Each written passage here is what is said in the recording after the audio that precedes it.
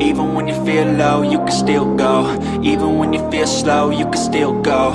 Even when there's no hope, you can still go. I never answer to no, man, I still go. Go, go, go, go, go, go, go, go, go.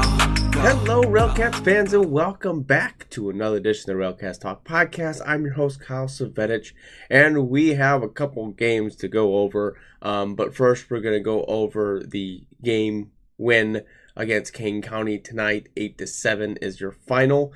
I know I said in the previous podcast that I was going to be doing one each and every one after until the playoff race, and then I got sick. And I've been really just out of it, been going to bed and so on and so forth. But finally getting over that. It's perfect timing that I'm getting over this cold, because after tomorrow's game, starting Tuesday, is the last 6 games of the year at home. So I'm hoping to make it out to all of those, if not most of them. So hopefully the illness will kind of be settled itself. We also have I have a weird 2 days coming up. I have overnights I have to do. So on Sunday and Monday, Sunday I go to work at 4:30, and then till whatever time I get done doing inventory. And then on Monday I have another inventory to do that starts at 9. So I'll probably have a podcast for the last game for Kane County that will come out after I get home, because I should be able to watch the game. Since the game's at 1 tomorrow, I should be able to watch it, and then I'd be able to comment on some of it. Luckily Monday is an off day, so I don't really have to worry about a podcast on that portion of it. But looking forward, probably that whole week that the RailCats are home, I probably won't have a podcast.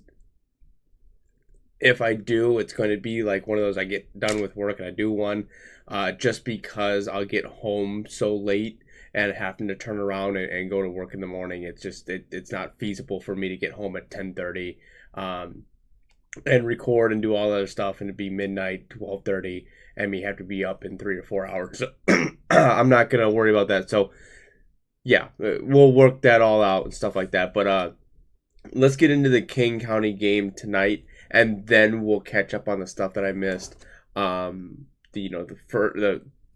Yesterday's game and the getting swept against Lake Country.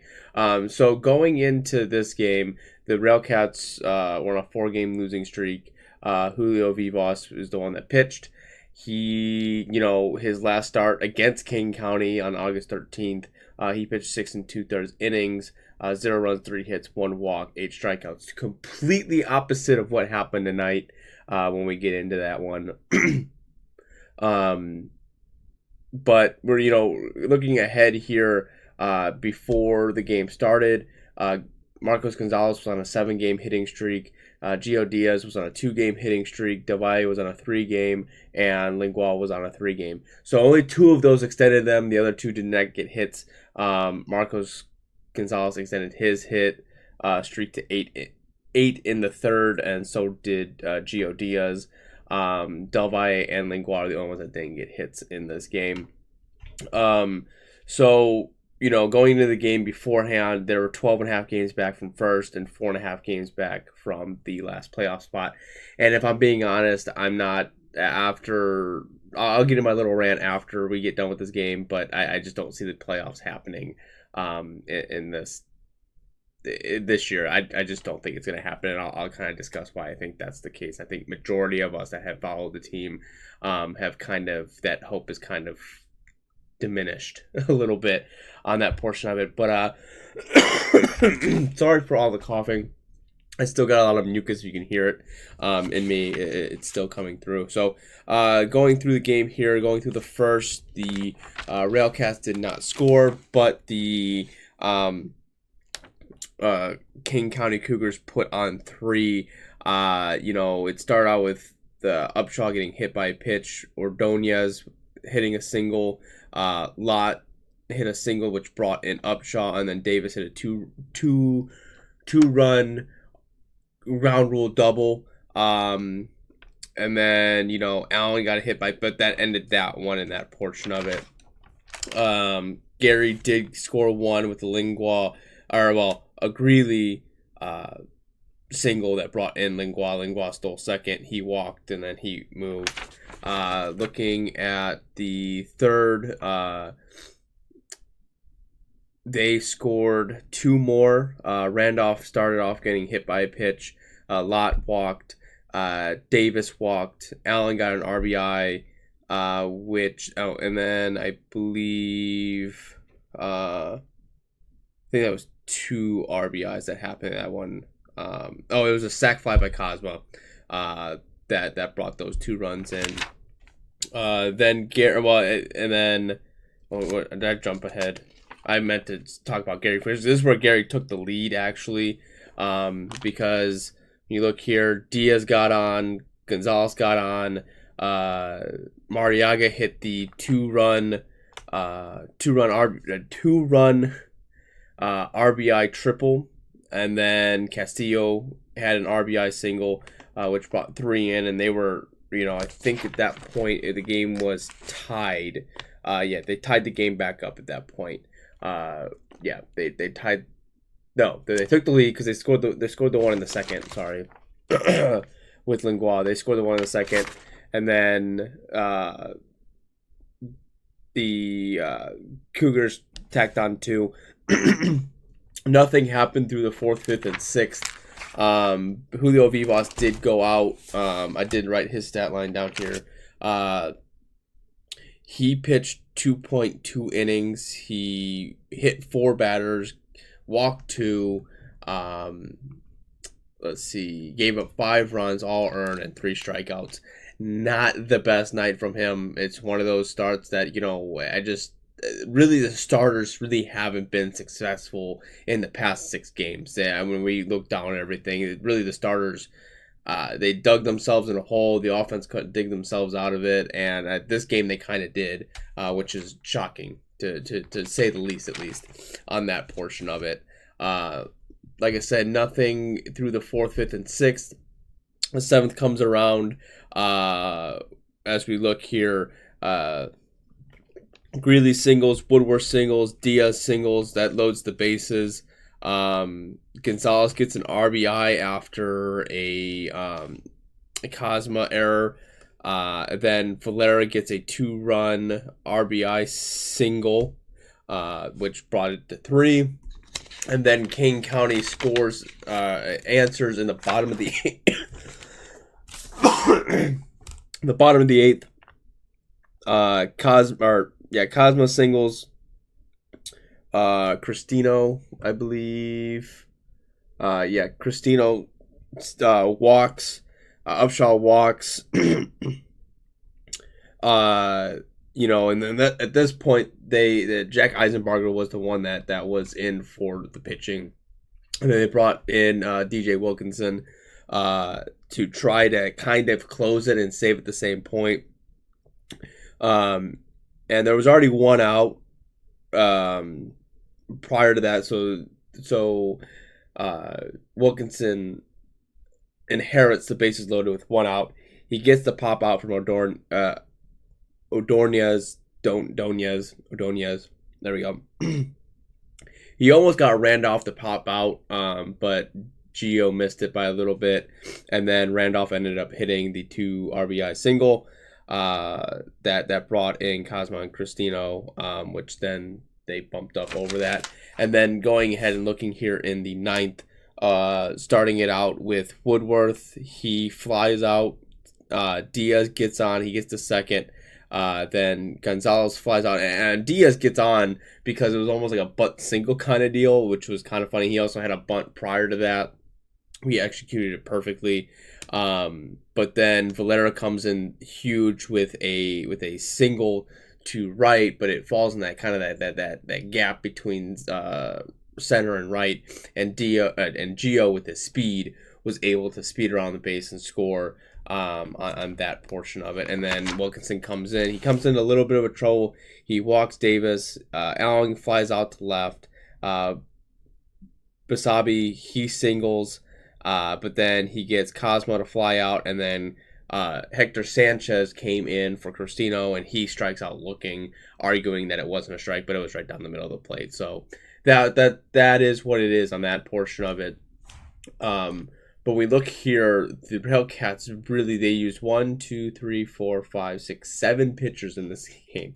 Vivas with a 2.2. Odie came in. He pitched 1 2/3 inning, giving up 2 hits.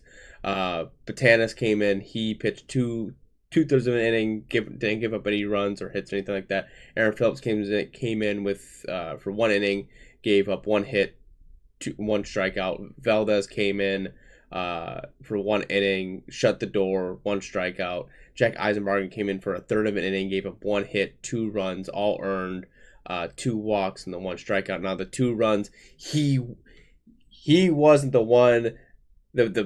He was the pitcher that had them on the base, but Wilkinson is the one that allowed them to score. So I mean, I know people want to argue that you know that Wilkinson's the one that gave up the runs, but not really, because the situation that he inherited was a bad one. And it was just one of those that Kane County's offense has been doing a lot of work throughout the last 2 games anyways. So it's just like one of those that just that's how it kind of felt. And especially being over 10,000 fans in the stadium, which is outrageous to me. How they're able to pull that many people in. And I want to know how they lost their affiliations to any ball clubs is my question. If they're still bringing that kind of fan base, you know, they've been in the league for 3 years and they are number 1 in that. But that's beside the point of what I'm getting at here. But in this game, I mean, this was one of those rocking back and forth games. I thought it was they gave up the 3 runs in the first. I'm like, oh, here we go again. Let's just tie a bow on the season and call it a season. Can we just wave the white flag and just call it a day? But the offense comes around and figures it out, and they do their job. And pitch the relief pitching holds their own to help the mistake of the starting pitching, and everyone. The only 2 people that didn't get a hit in this game were Del Valle and Lingua. Lingua got on via a walk, but I mean, other than that, Gio went 4 for 3. He scored 3 runs. Marcus Gonzalez went 1 for 5 with an RBI and a run scored. Valera went 3 for 5 and 3 RBIs. Mariaga went 1 for 5 with 1 run and 2 RBIs. Castillo 1 for 4 with an RBI. You look at Thomas Greeley, who went 2 for 3 with a run and RBI. And I'm going to get into my biggest frustration of the year after I close this out with Thomas Greeley and Seth Cadell. That's my biggest frustration that I have with however Lamar Rogers wants to set his lineup in. But yeah, when you look at that, that's, everyone got a hit except Lingua and Greeley, or not Lingua and Del Valle. Del Valle is the only one that didn't get on base in general, which, I mean, it is what it is. DJ Wilkinson gets the win. David Bice, he is the losing pitcher of record. The attendance was 10,181 people. That is just, and on Seinfeld night, that's just crazy that they were able to pull that one off in that portion of it. But before I wrap up this game that I'm talking about, there is one wholesome moment that I want to talk about, which was after the 3rd inning. Mariaga catches the 3rd out, and he turns around and runs the ball up. He runs up the wall in center field and gives the ball to a fan, which I think is a young fan, a child, which was, I think, is awesome. A nice little wholesome moment that you don't always see, but that was just that Mariaga just turned around and just did it. It's amazing to see those kind of things, and really puts in perspective of players' personalities to a certain extent of that, wanting to give balls to fans and that kind of stuff. So that was just a little wholesome moment that I was able to catch there. I credit the Kane County Cougars for being able to pick that up. They didn't cut, after it was like one of those, like it just kind of happened right after the play, so they didn't cut it, which was always a good thing to see on that portion of it. But going into, before that with Lake Country and the game against Kane County yesterday, like you look at the scores: 8-1, 7-9, 6-3, 11-3. Like the 7-9 game against Lake Country was one of those that John Sheeks comes in. He pitches 4 innings. He gives up 8 runs, 7 which were earned, and then former RailCat Augie Voigt did the RailCats dirty, only giving up 3 runs in 7 innings. But it's just one of those, like, the starting, when you look at a lot of the runs came from starting pitching. If we go back to the first game against Lake Country, Harrison Francis gave up 6 runs, and then Sheeks gives up 8 runs in the 7-9 loss. You look at the 6-3 loss, and Batanis gives up 4 runs. It's just like it's a lot of those. In the 11-3 game, Cuello gives up 6 runs. Quincy Jones gives up 4 runs after that. But I'm just saying, like, the starting pitching is giving up too many runs, and that you're falling behind, and it doesn't give your time the opportunity for your team to catch up behind you in that portion of it. So it's just like a little bit of a rough one. But looking at the 7-9 game, the RailCats really made it interesting in the 9th. Going here, looking at it, it starts off with Mariaga scoring a home run, then Gonzalez getting a triple, Del Valle bringing in Gonzalez to score, and then Lingua scores, or he homers, which brings in Del Valle, and brings himself and Del Valle in, but there was nothing going off of that. I mean, that was too much of a hill to climb.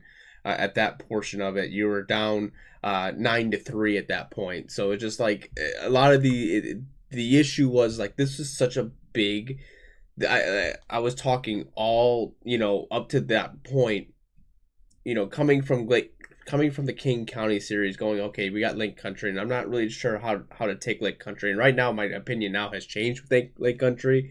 I think they're a team that's a team to be reckoned with, but I don't think they're the team to be reckoned with. That I don't think. I think they played Milwaukee tonight, and I think this is their. I don't know what. Let's see. Second game against Milwaukee, and they lost twice to them. So I don't think they're that good.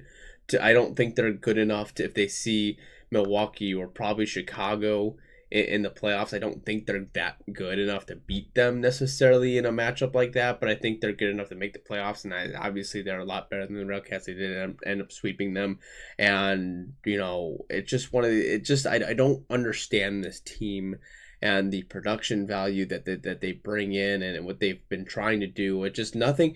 My biggest thing for this team is the inconsistency. And no matter what you want to take away from this year, you can argue with me with whatever you want to argue with me with. If one player has been doing really well this year, there's been a lot of individuals on this team that I can point out, so they've done really well this year. But the issue is a lot of the times the individual efforts don't, the one individual that you want to work don't always work with the rest of the team, is what I mean by that. Just for example, like if Mariaga has a great night where he goes, just say he goes 3 for 5 and has 2 RBIs, like that should be enough, for him to, that's enough for him, right? And you look at that and like, what he did his job. He went 3 for 5. Say he scored a run and he scored, 2 RBIs. If it's just a home run, he scored 2 runs. And the rest of the team doesn't do anything, or the starting rotation gives up 7 runs in 4 innings. Like, it's just a lot of like the inconsistencies. The bullpen. The prime example is in these past couple games when you look at what the Lake Country games, the starting rotation doesn't do very well, other than the Quincy Jones collapse a little bit. The bullpens really have only given up a handful of runs in each game, like 1 or 2, like nothing major. It's been the starting rotations that's been the issue. So it's just like one of those, like, nothing ever seems to add up. If the pitching does well, when you go back to a little bit of the Chicago series, you lose the pitching does its job and you don't score a run. Like, it's just a lot of those situations happen. And the big thing with like the Sioux Falls, you lost a game against Sioux City, my bad. Sioux City 3-2. You even lost to Sioux Falls 11-0. Like, it's just like one of those, like the inconsistency. This team has never really been able to put it together. And what happens with inconsistencies is you consistently lose. And that's what you saw here. Was you went on a 4-game losing streak, and the prime portion of it, to me, we've been saying it all year that the RailCats don't give up. Right? They don't give up. And I give them credit. They don't give up. Any game you watch, even if it's a 11-0 game, they're going to fight to the last out. But the issue is that they're not the hungriest team. Right? You can claw yourself back, you can fight and claw and scratch, but are you the hungriest team from right out of the gate? They're not the hungriest team. It's just it's plain as day. Right now, Lake Country, they should have came out and they should have had their best stuff. The pitchers should have had their best stuff. They should have been attacking the strike zone. They should have been doing their jobs. The defense, the batting, the batting doesn't consist of how many hits you can get. It's how many quality of bats can you have. Do I go up there swinging at the first pitch? There's not necessarily anything bad with swinging at the first pitch. What I'm just saying is, do I bite on the sliders that I've been biting on all year? Do I take the patience? Do I not get picked off at first? Do I not steal the bag and get thrown out by a mile, which happened today, even though the RailCats won? It's those kinds of little things. Like, I feel like, now I'm not trying to sit there and blame all the players. I think a little bit this is on the coaching staff as well, because when we were winning games, those close games, we were playing a little bit of small ball. We were stealing the bases. We were bunting. We were doing suicide squeeze, safety squeeze. All that kind of stuff that was going on, and we've kind of gone away from that. This team doesn't have the power. The numbers are there. They don't have the power. They were nowhere close to what we were expecting the power numbers to be. They're not there, so they can't rely on that. They have to, the hit and runs have gone down. I don't see as many of those. I don't. Something after the All-Star break happened that I understand, like, in the situation you were in, it wasn't necessarily the best, but I mean, you were still in a fighting chance of some way. The inconsistency is what I have to argue with this team, is that I think a lot of the times that people don't watch the team, see the numbers, and they're like, wow, this team is just bad. They're just bad. And I wouldn't say that this team is terrible. I think if they got their crap together, this team could be really good. But the issue is that it doesn't seem like they've gotten their crap together. And it's just the matter of, like, when we look here just strictly at the stats. This is from last year. I want this year's. Right now, Gio and Gonzalez are tied at 311. But, like, my biggest issue is when we look back at the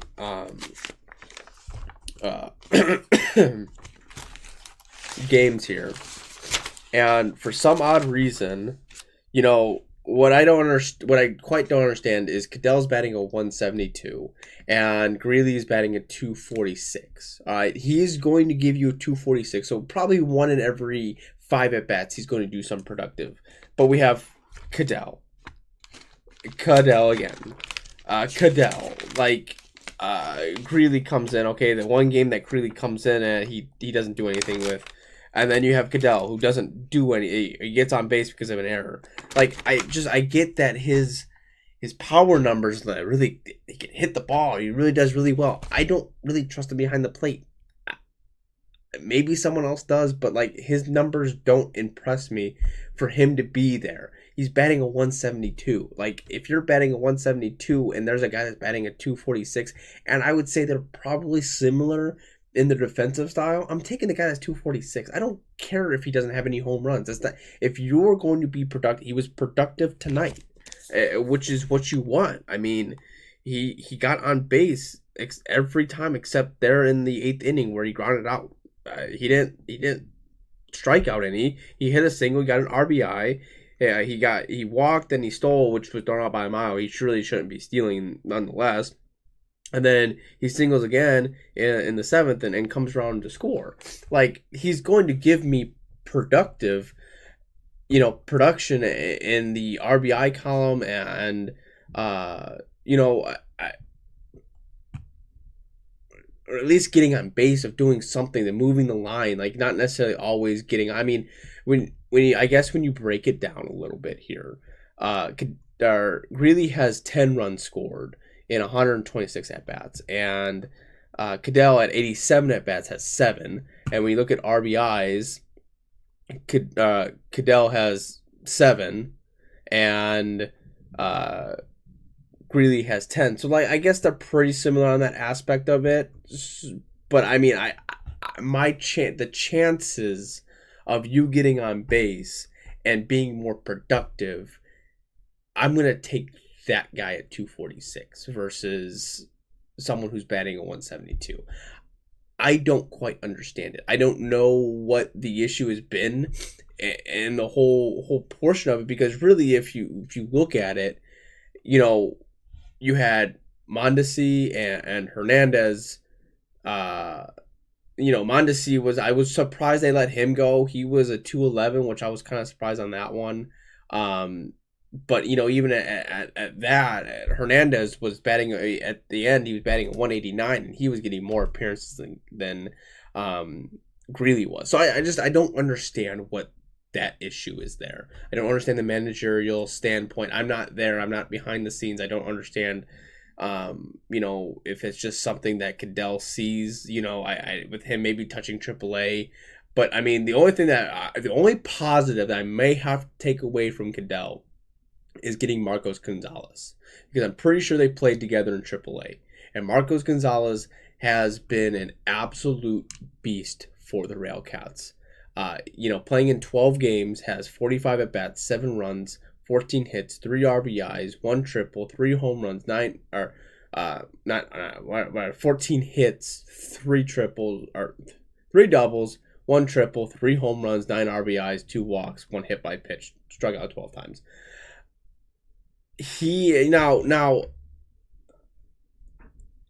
Does his arm at third concern me? And then he played second, and that really concerned me a little bit there. Yes. I would say that this would have been a perfect opportunity if you really wanted to. This is where it's kind of getting into that situation of who do you take out of the lineup, because he could be your DH. Really, he could be that person. But the issue is okay, you take him out of the DH role, who are you going to stick at third? You could probably stick Gio there, but I would probably stick Valero there. That would mean you'd open up first. So maybe you put Bockley there, or you can put Contreras there. But the issue is that you're not going to take Woodward out of second or Lingua at short. It's just one of those revolving doors. And I think that's been the biggest issue for this team, is like, who do you take out of the lineup? And I don't know if Lamar Rogers has ripped that Band-Aid off and said, you know what, let's just see if this sticks. Just for example, because he is towards the bottom. I guess Contreras really isn't batting. He's batting at 215. But I'm just saying, put Contreras there at first. Keep Castillo out in third or in left. Del Valle out in right. Mariaga in first. And, move people around that. I don't know. I don't know how they're gonna, taking Woodward out of second and putting Gio there. Like, I just don't know how they're. It's one of those confusing ones. Like, who you really gonna take out, because there's no one really competing for those spots necessarily to a certain extent.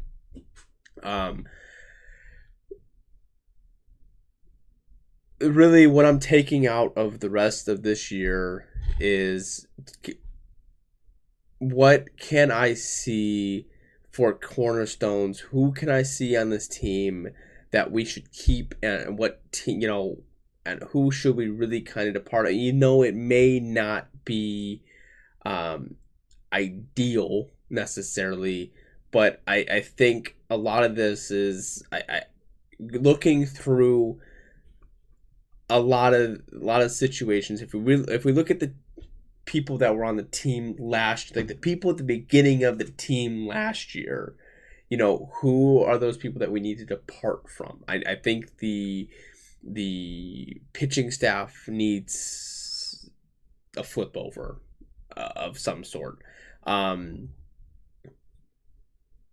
We can sit here and say, it's on the coaching staff, or we can say it's on the players, or however you want to put it. No matter what it comes down to, is some of the starting rotation, which was dominant last year, isn't the same that it is this year, and most of the rotation is back, right? So there's that's a player issue. Whatever that situation is, that's a player issue. I don't know what happened with that. The offense, a little. You could probably say the offense a little bit on the coaching staff, just because the inconsistency. I'm not sure how that's all going to work itself out. So I know I don't want to look too forward to next year, because there still is a slim chance that they can make the playoffs. I just don't really necessarily see it. Chicago beat the Railroaders. Milwaukee beat Lake Country. We took care of Kane County. So when you look at the standings, they're still the 5.5 games back, with now 14 games to play. Really, you just got to go on a tear and you got to start winning games, and everything else will take. You're obviously not going to probably come out with a 500 record. Right now the RailCats are dead last in the league in win percentage. Winnipeg jumped them at that point, and Winnipeg has been the bottom of the bottom all year. And the RailCats at one point were at least not the bottom of the bottom. So that's, I think that's the biggest issue that we have. We were fortunate enough to have a hot start to the season, and it just kind of cooled off, and it's just been frustrating because we know what this team could be, and they're just not showing it. And I just don't know how to put it in words to describe the flaws to this. A lot of this team, for some reason, always seems to mirror the White Sox. Right? Us fans, most of the league was looking forward to the RailCats potentially making it into the playoffs. This Week in Association was high on them. I was high on them. I think most of the Indie Ball Report was kind of sort of high on them at the beginning of the year to a certain extent. The fan base was high on them. The same thing with the White Sox. The fan base was high on, the league was high on them, and it just and nothing has come about it, and it's just been nothing. Like, that's what it just comes down. It's been nothing, and that's the disappointing part to this. So finish out with Kane County. Looking here. Finish out Kane County. Play Fargo, play Chicago, go to Chicago, play Milwaukee, and see what happens from there. That's the best I got. That's what we have. We have 14 games left, and that's all I got. So yeah, hopefully podcast tomorrow morning ish. For that, and then yeah, we'll get to the last 6 home games of the year, and maybe something productive comes out of it. Who knows? You never know. So yeah, if you enjoyed the podcast, please leave a like, comment, and subscribe. Be sure to follow me on Facebook, Twitter, or X now, whatever you want to call it, all that fun jazz. Be sure to follow me on subscribe on YouTube, all that fun jazz. Yeah, all that stuff's down below, link description, that kind of stuff. So yeah, hope you enjoy the rest of your day, rest of your evening, whenever you're watching this, and go Cats. The 0-2. Swing and a miss, strike 3. Wrap this one up in green and white.